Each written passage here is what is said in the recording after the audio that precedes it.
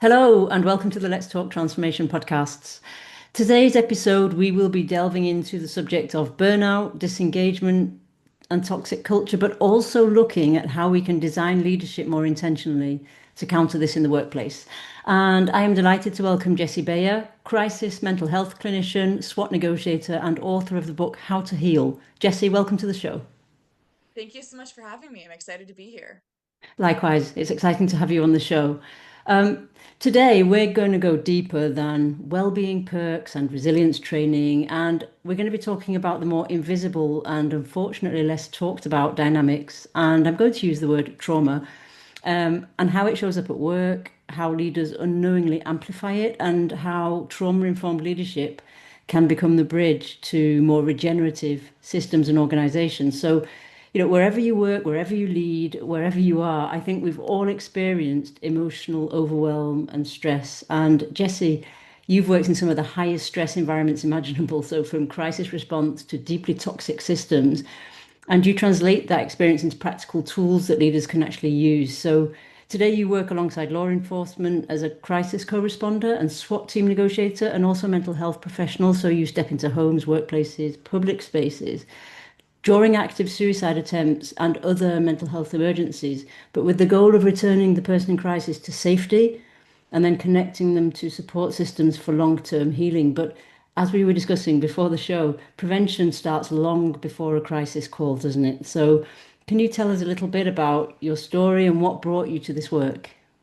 Yeah, absolutely. So my story really starts when I was in high school, which is quite a step back in time Mm, for mm, many of us to think about. But for me, when I was in high school, I was really struggling with my mental health. I was dating a boy who was really struggling with his mental health, and that relationship unfortunately ended with his suicide attempt.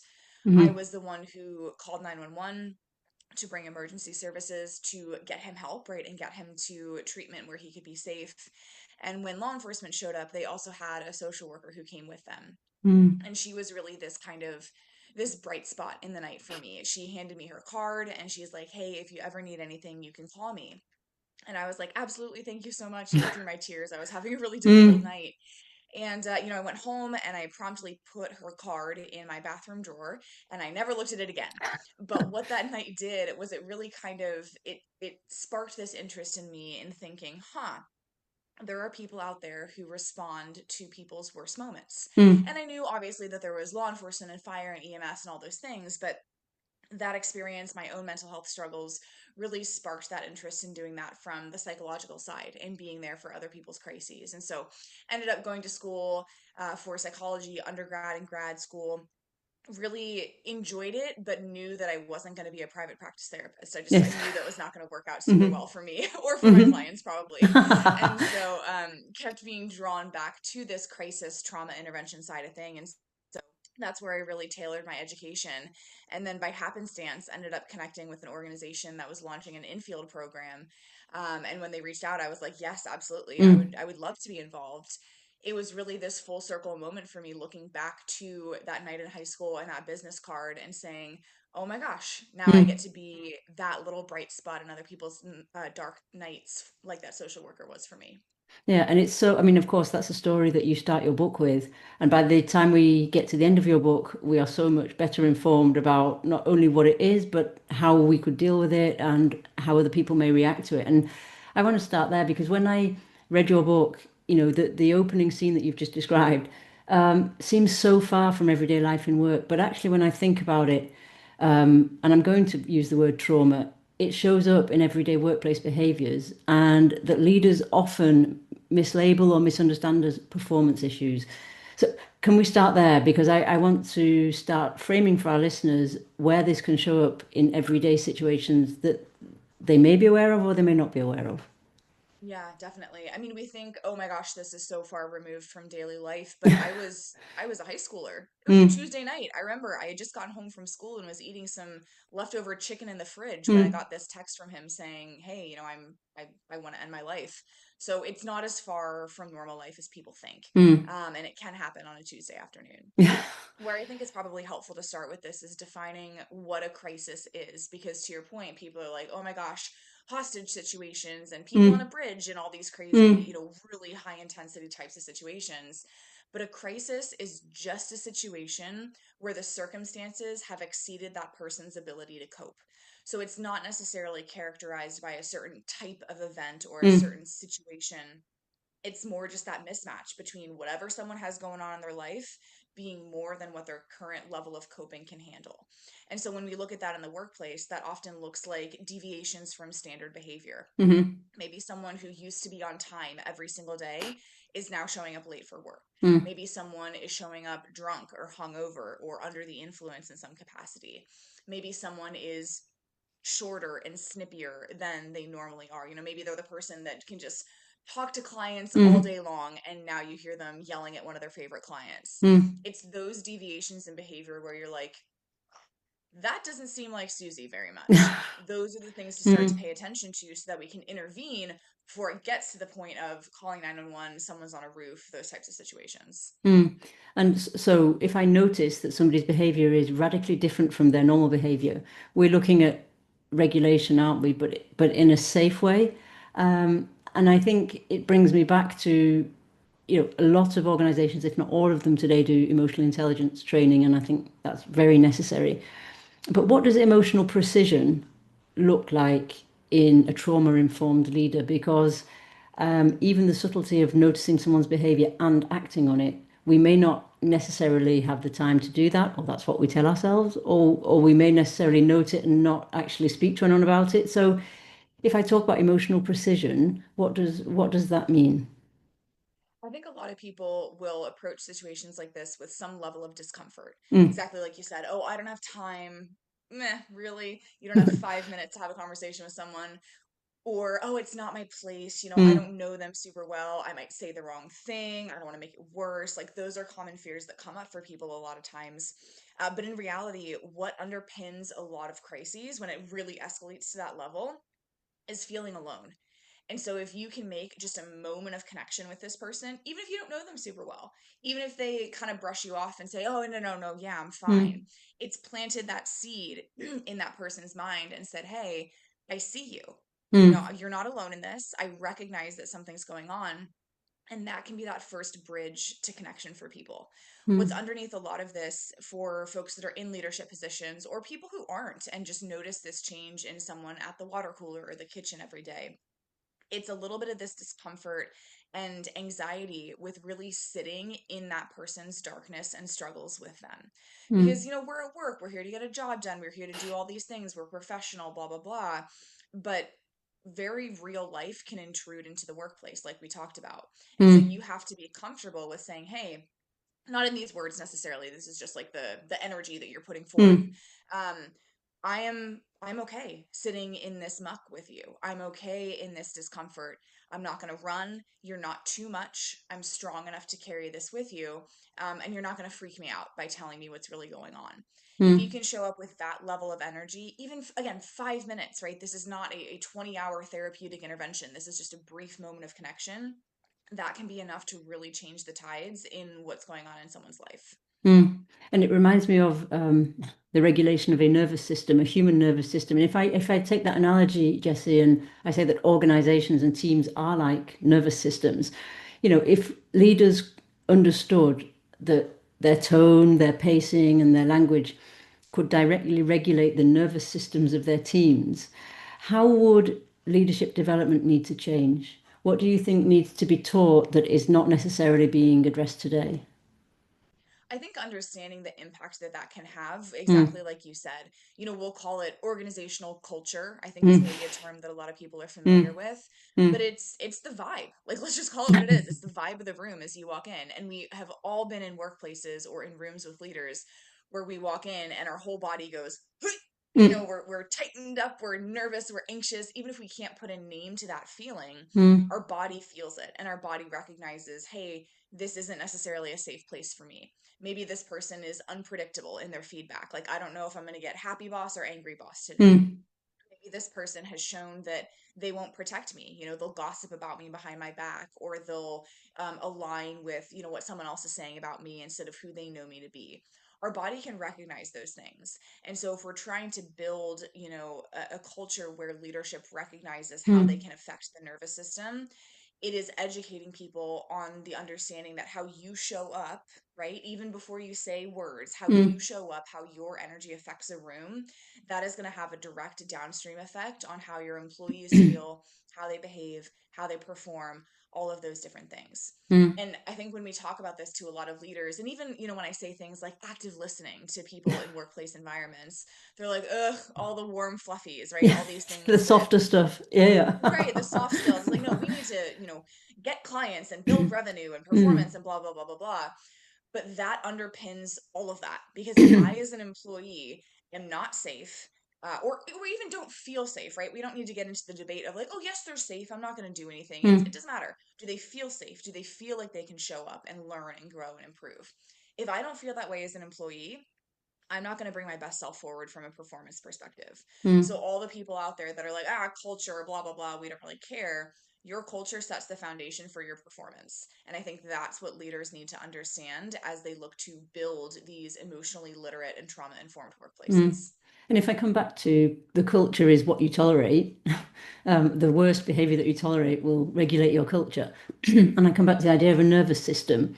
In my work in inclusion, we work a lot with lived experiences, which are essentially charged subjects emotionally, because often the lived experience is sitting on a microaggression or some type of language that has compounded into real trauma, whether we can see it or not. So, how can leaders two questions, Jessie. How can they interrupt harm in the moment without sort of escalating the risk of emotional reaction?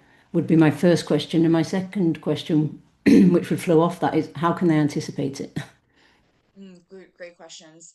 The biggest thing that I encourage leaders, and again, anyone to do, you Mm, don't have to have a supervisory title in order to no. be a leader within an organization, but is to gently interrupt it by questioning it, and not in an aggressive way, but kind of in like a, hey, I don't understand that kind of way. So Mm, using the example of maybe sexual harassment mm, or gender dynamics, because that's probably the biggest one that I yes. personally can relate to in workplace Yeah. environments.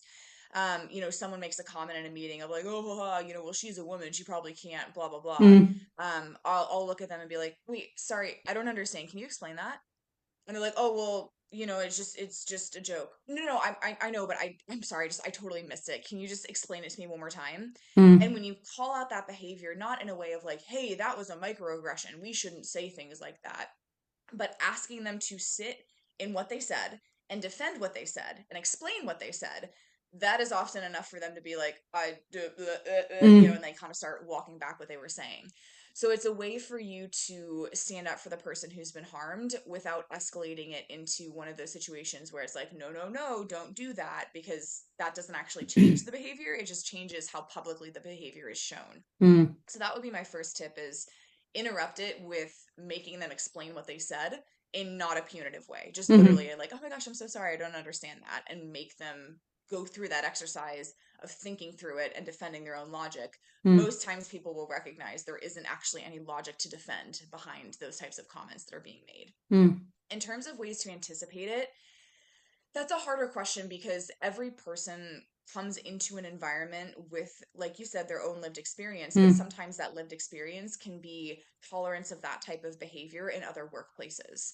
So that doesn't mean the tolerance has to continue. I think it's more recognizing that it's probably going to show up, assume mm, that it's probably going to show up, and make plans to not only intervene when you can, but support people who have been harmed by those types of comments.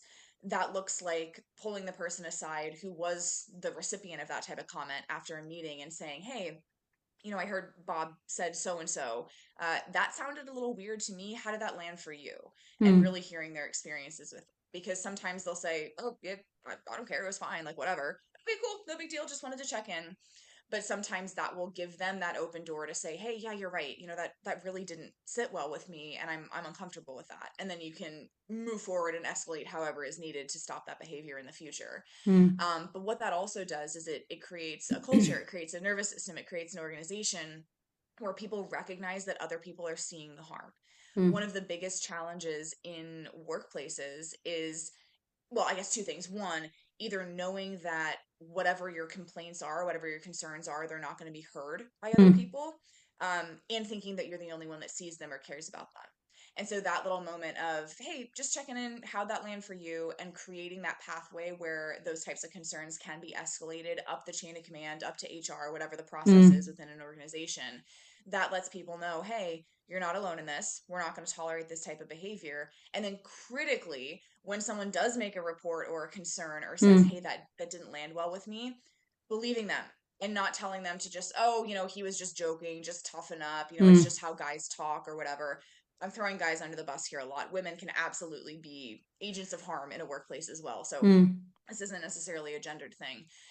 But taking that complaint seriously and letting that person know, yep, I hear you. I can see how that could be, offensive mm. or offensive from your perspective. And we're going to do something about that to make sure it doesn't happen in the future. Mm. So essentially, the whole system needs to be informed. So Hmm. also the way the system works behind in terms of consequence process, so the HR function, managers, teams, etc. Yes. I often hear though when I have this discussion because people are, I'm going to come back to what you said at the beginning there, it's uncomfortable and they're not comfortable with being uncomfortable. And it takes two things for me, what we're discussing, time and presence, both of which are scarce in organizations. And I often hear leaders saying, yeah, but it will lower performance if we start having these discussions. It will take time away. We'll have to do the soft stuff. And, maybe I'll have to lower the performance standards. And I always find that very interesting because for me, we can hold boundaries and accountability and it will raise performance. What are your thoughts on that? And what have you seen happening through that process?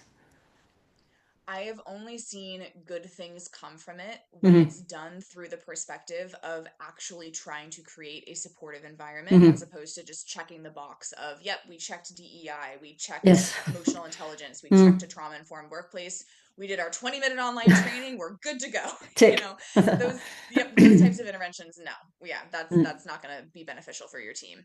But to illustrate this, I'll share actually kind of a personal example. So early on in my career, I got feedback from a supervisor that at some point I was rude to a colleague and that I needed to make sure I was very respectful to people in the future. And I was like, okay. And me as a person, I'm always open to feedback. Like I always want to grow, Mm. I always want to improve. And I didn't really know what to do with this feedback because the supervisor wouldn't tell me what instance it was, what colleague it was, what had happened, what I said that was taken as rude. And so I was kind of like, what do I do with this feedback? Mm. And I ended up essentially ignoring it because I'm like, I don't know how to modulate my behavior if I don't know what I did that Mm. caused another person harm. Now, of course, in workplace environments, we want to have anonymity. We want to have whistleblower protections. We don't want to blast someone's concern all over the company, Slack channel or anything Mm. like that. But how that situation could have been different was if that person or my supervisor came to me and said, "Hey, when you said XYZ thing to Susie, it landed differently. Here's how we can improve that in the future." I would have been, "Okay, great, perfect. I'm going to make sure that I watch out for that." But instead, what happened for several months after that feedback was every colleague that I was interacting with, I was looking at them being like, "Was it you? Did you make this complaint? Did I know, like, Mm. am I being wrong in this situation?" I was putting so many caveats on everything of like, well, this is just my opinion and I don't want to step on toes. And I totally know you know how to do your job, but I was just thinking that such and such. That didn't help my performance. Mm. Of Having this course. environment where Mm. we can't have open feedback, we can't have conversations, we don't want to improve. Whereas if again, it would have been different. Hey, XYZ thing happened. Here, we're going to have a conversation about it. Great, good, moving on, modulating behavior, improving performance from there. And so if you're looking at an organization saying, we don't want to deal with all the soft fluffies. We don't want to take time to do this. We just want to focus on growth and performance. All of these little social interactions that go the wrong way, they're still going to happen.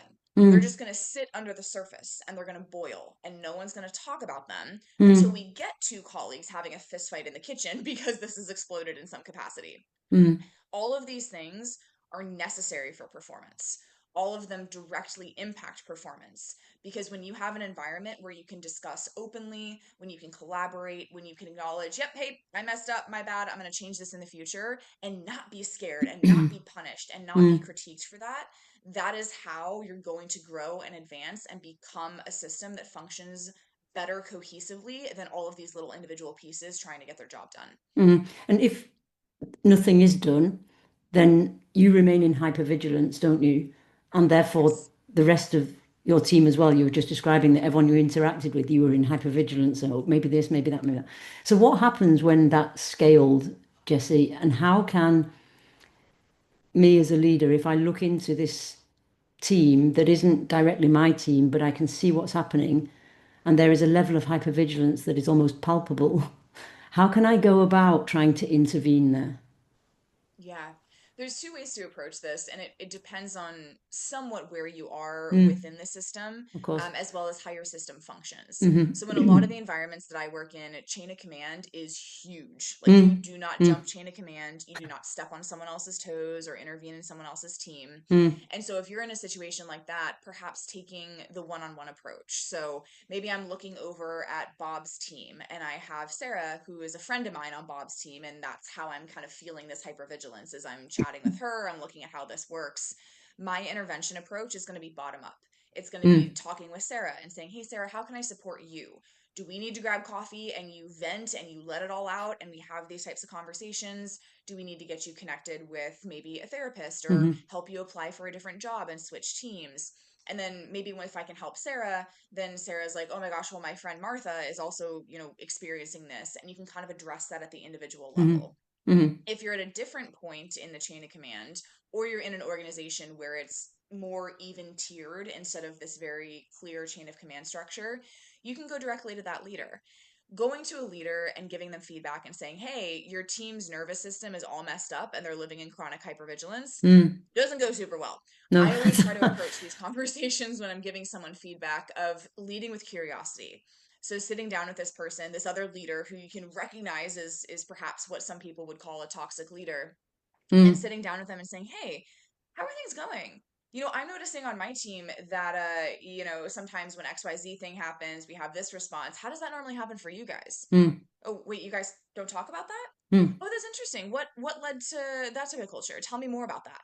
And just getting really, really curious about their experience. A lot of times when we have leaders that are creating hypervigilance in their team, it's because that leader has something going on in their life, either currently or historically, mm. that has turned them into that type of leader. Very, very few people wake up in the morning and choose violence and want Yes. to create a toxic Mm, workplace for their team. mm. Many times they don't even know that they're doing it. It is No. all of their trauma and all of their emotional baggage that's being passed down through work onto their Mm, team, just like parents pass it down to their of children as course. they raise Mm, them, carrying that level of trauma within themselves. mm, mm, So my approach to that is not excusing the behavior, especially if it is, very actively harmful towards other mm, people on the team, but getting curious, having empathy, wondering what's going on beneath the surface for this person that might be causing them either intentionally or unintentionally to create that environment for their team. mm, If they seem receptive to, some type of not necessarily feedback per se, but education. We in the mental health field, we call it psychoeducation just because we have to mm. give a fancy term to everything. But I might have a conversation with them and Mm, say, "Hey, yeah, it sounds like you're going through a really hard divorce and it sounds like things are an absolute mess at home." mm, And sometimes that can show up at work and that can affect how you interact with your team and create that environment for your team and essentially have the same conversation that you and I are having right now mm, because they may not even know. mm, And then if they're open to that, then we can have the discussion of, okay, how do we change it, right? Do we need to get mm. you some support? Do we need to change the policy in your team of how complaints are handled? All of these other actionable steps come after that curiosity, after that empathy, and after that person is open to that type of feedback. The Mm, last thing I'll say with this is that if you, as a leader of a company or a leader of a team, do a really, really good job of creating a good culture and a good team nervous system, mm. people who don't fit into that will self-select out. That's when you'll get people Interesting. that quit that Mm, say, "Oh my gosh, these guys are just way too nice and too fluffy. Like we're here to work and they don't mm. they don't even want to do that." Great. Good. Please leave, right? Please go find an organization that is going to be better suited to your lack of emotional intelligence because that's not how we're going to do things here.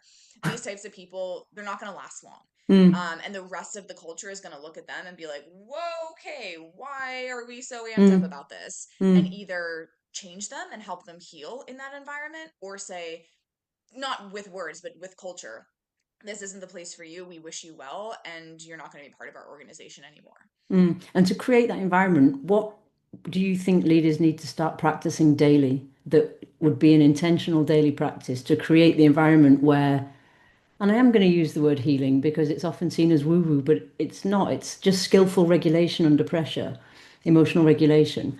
It's not just, it's more than that. But I mean, it's that Yeah. process of regulating the nervous system of a human community, whether it's a team or an organization. Or so, what would be your advice for one daily practice that they could start to get that muscle going?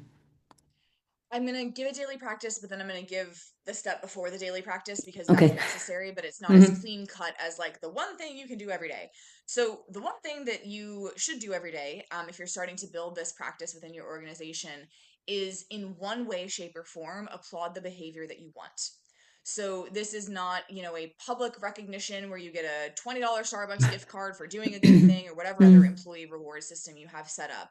This is you pulling Bob aside and saying, "Hey, Bob, you did an awesome job of listening to that client's concerns and coming up with a creative solution. Just want to know that I mm, saw that and I'm proud of you and we're glad to have you on the team." And then walk away, right? It's these little moments of, hey, I saw a good thing. I'm rewarding the good thing privately and interpersonally. Again, this is not a chance to flaunt all of this in front of everyone else. Just, hey, I saw that.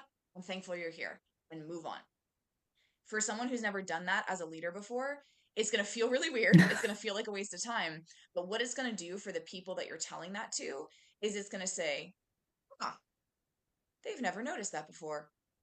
It's cool. And then they're going to forget about it.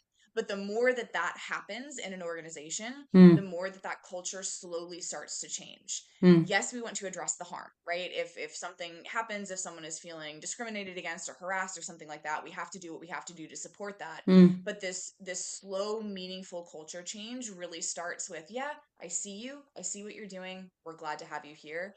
Those little moments over and over and over again. So one a day, just start with a simple practice like that. mm, What comes before that, though, and this is where I have to back up just a bit, is having awareness. So, anytime you're trying to make a change, anytime you're trying to change even a negative thought pattern in your own mm, head, you can't brute force that. You have to start with recognition. You have to mm, say, oh, there's that thought. Okay, I'm aware of it and I'm going to move on. Don't try to change it, just clock it. It happened. mm, Great, there it is, moving on. You have to do the same within your organization as well. So, you have to, oh, yep, there's my hypervigilance again. Noted, mm, clocking that, moving on to the next thing. Oh, yep, there's Bob having a really hard moment by the water cooler again. Cool, mm, clocked it, noted, moving on. You have to be able to recognize these things and recognize the culture that you're living in, as well as the culture that you want to get to before you can actually do anything about it. So, that level of awareness, just watch, just listen, observe, get curious. All of mm. those things have to happen before you can start the process of making change within that organization. Mm. And we spoke about this quite a lot before the show, and I read a lot about it in your book around the subject of agency and giving people influence, control, and agency in situations that are either unsupportive for them or painful for them. And would you be advocating that individuals in organizations who aren't necessarily leaders, who don't have hierarchical rank, that they also use that practice if they want to reclaim their agency? Because I think often we sit there and we accept what the system tells us is allowed. And then sometimes we don't know how to step out of that, even though it's not serving us. Yes, that is such a good point. And I will say some of the best leaders that I have ever met are not people with any supervisory title. Yes. There was one individual when I started working in this particular law enforcement department that I'm working in, where within 2 days of me being in that environment, I was like, he's the one that people listen to. He Mm, was not a supervisor. He mm, was not in any sort of specialty unit. He hadn't been there the longest. On paper, there was nothing remarkable about him, but the way that he interacted with the team, and more noticeably the way that the team interacted with him, he was the leader. And so mm, I don't want people to get hung up as they're listening to this episode of, well, I'm not a supervisor, I'm not a manager, I'm not a leader on paper, so I can't affect change. mm, Doesn't matter. mm. Leader and being a leader and leadership is how you show up in a workplace, not what you Absolutely. do or what your title is. Mm, So with that in place, yes, agency is huge. When we look at trauma healing from a very, very broad mm, perspective, and when we look at trauma kind of by definition, a traumatic event is when something happens to you that is outside of your control that completely overwhelms your system. mm, And so, for you to heal from that, you have to learn that you do have control. You can keep yourself safe. There are things that you can do to affect the outcome of other situations in mm, life. And that's why in so many different trauma healing methods, it's all about choice. It's all about agency. It's all about you being able to say, yes, no, more of this, less of this. Sometimes in workplaces, that culture of agency can be created. Mm, Sometimes it can't, right? mm, Like if you are one person and you're working at a 10,000 person organization, you can change that organization. But is that the best use of your time and energy and nervous system? Maybe not. mm, So then we shrink it down and we say, how do we, within your department, within your team, within whatever locus of control that you have, mm, how can you create agency there?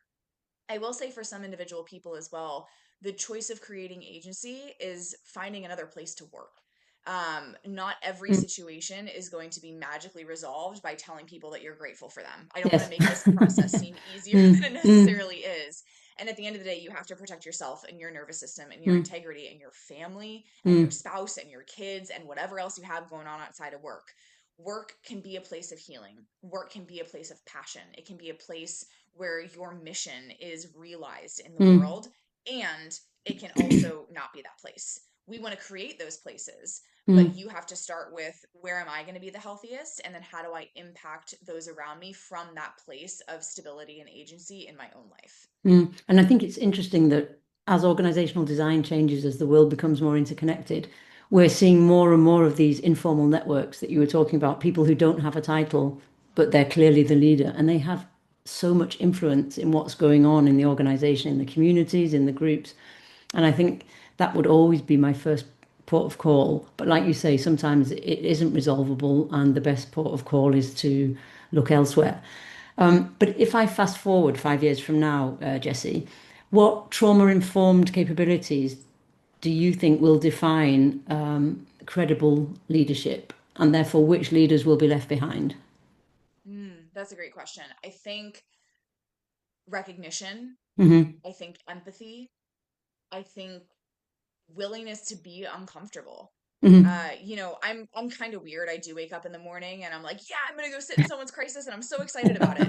But for most people, and I don't know what that says about me, but for most people, that's not what we wake up and Mm, want to do every day. mm, And mm, it's kind of uncomfortable. And by doing that, we are taking on a measure of other people's darkness, right? We're allowing ourselves to become exposed to secondary trauma. Some of us sign up for that as a career. A lot hmm. of us don't. Yes. And so getting comfortable with it's not home emotions and work performance, it's human experience. And being able to sit in that darkness and say, yep, I'm here. I'm not judging. I'm not fixing. I'm not trying to make it better for you. I'm literally just sitting here with you. Mm, People who can do that, I think, are the leaders that are going to be the ones that really move forward, and the rest are not.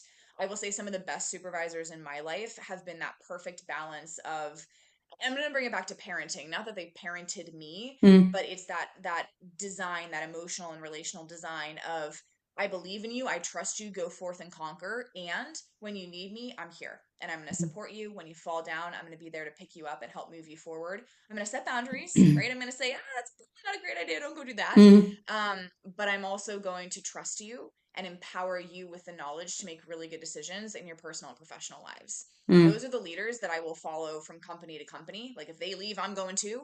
Those mm, are the leaders that become emotional sounding boards for me personally and professionally. And those are the leaders that I look back on and say, that person changed my life. And mm, so it's those types of leaders that are going to be the ones progressing our trauma informed society forwards, where the ones that rule with a hammer and an iron fist, mm. those are going to be the ones that maybe get compliance in the short term, but aren't going to experience that professional and relational growth that the first type of leader that I described will. Mm. And if you had one final call to action, or if leaders listening had to remember one thing from today, and when I say leaders, I'm talking about self-leadership as well. So anybody who turns up in a collective environment and leads towards something collective. So if leaders had to remember one thing from today, what should it be?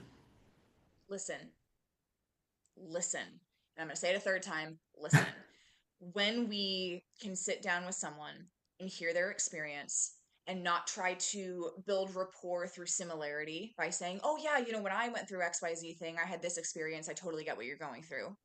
When we can sit down and listen and not try to fix it, not try to silver lining it by saying, oh, well, at least blah, blah, blah didn't Mm, happen, but just simply say, I see you, I see what you're going through.